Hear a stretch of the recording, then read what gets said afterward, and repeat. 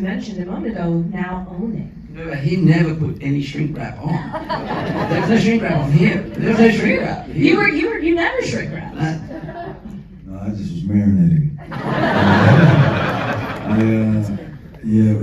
It's really nerve-wracking when you've had that amount of time.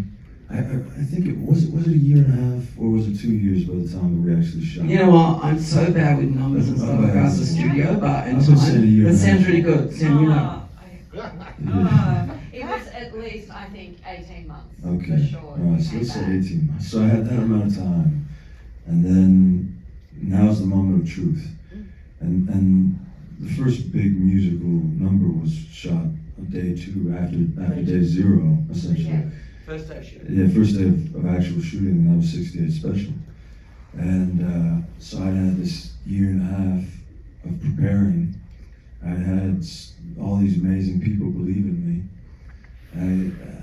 All of these incredible crafts people came together to make the most brilliant sets, and all the costumes and everything was perfect. But I know that all that really is going to matter at the end of the day is what happens between action and cut. And so that, it puts an incredible amount of pressure on that moment. And I hadn't been out on stage in that way at that point, so I was backstage in the Elvis dressing room, the one that's in the film, for the 68 Special. And my hands were shaking, and I was so nervous, and it felt like my life was on the line. I knew my career was on the line. I thought, they could still fire me, I think. That's like, and I felt so scared. And then it hit me that that's exactly what Elvis was feeling. At that point in his life, his career was on the line, because otherwise he would not have a musical career after that.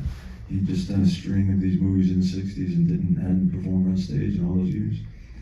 And so then I could have this moment of looking at myself in the mirror and just going, take all of that feeling that you have, all the shaky hands, the nervous heart, take it out there and just channel that into the music.